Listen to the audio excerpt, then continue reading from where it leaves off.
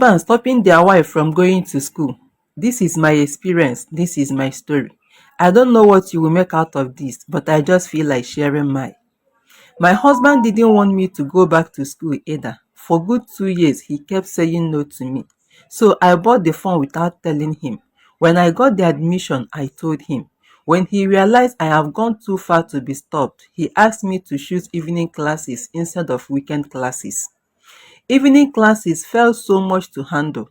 I would go to work, close late, struggle to find a car to campus, and return home very late at night, only to start all over the next day. So I insisted on keeping the weekend classes. My husband burst out of anger. You see why we fight? You don't listen to me. You want to go for weekend classes? Who will take care of the kids when I want to go and watch football on weekend and even to see my friends? Because of that, I got DSTV installed in our house, so he won't be going out to watch football in the weekend. I paid for the installation and was also paying for monthly subscriptions. Later, he told me that he didn't feel the same watching the football outside. So on some Friday nights, I had to take my kids to my mom and pick them up on Sunday nights. I was always stressed up, but I didn't give up. While my grades were falling, my husband didn't do anything. House chores were on me. Cooking was essentially my job, and taking care of the kids was also my responsibility. Sometimes I would come home after school and I have to cook for him because the food in the freezers were too old. In my thesis, I dedicated my success to him for giving me the opportunity to go to school and for being my backbone for everything. In one of my graduation photos, he wore my academic gown and held my cap, and I lifted his hands up as the one who orchestrated everything. All the time he was going out in the name of meeting his friends and watching football. The reason I had to send the keys to my mom, he was seeing another woman. I saw it. I had evidence. I read some messages on his phone, and one of his friends also snitched. A lady from my church saw them in a hotel where she works. She told me everything, but I didn't do anything about it. I needed peace to complete my master's degree, and when I did, I had a lawyer write to him about divorce. He laughed it off as a joke until I started presenting evidences to him one after the other. Even then, he still denied it though. But as the evidence kept piling up, he started saying that he's sorry. By then, I had already checked out of the marriage. Today is the master's degree I earned that is taking care of me and my kids.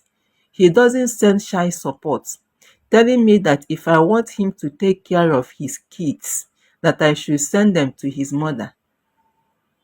I don't have time for him. My salary is enough for me and my kids. They are in good school, and I live in a house my father built. My ex-husband goes around telling people that I left him because I was cheating with a rich man. That too, I don't even have time to respond to him.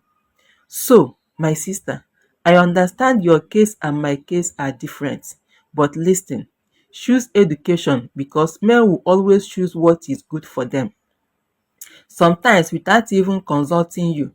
Even when they do, they will tell you they don't ask you because they think they know what is best.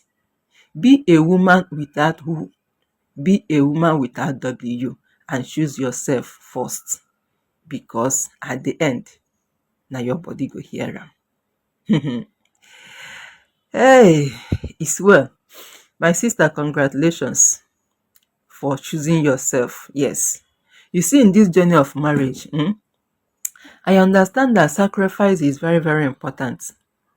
Sacrifice is very, very important. But at the same time, as you are making those sacrifices, please choose yourself, build yourself. The way I'm seeing marriages this time around, that olden days pattern of marriage is not working again.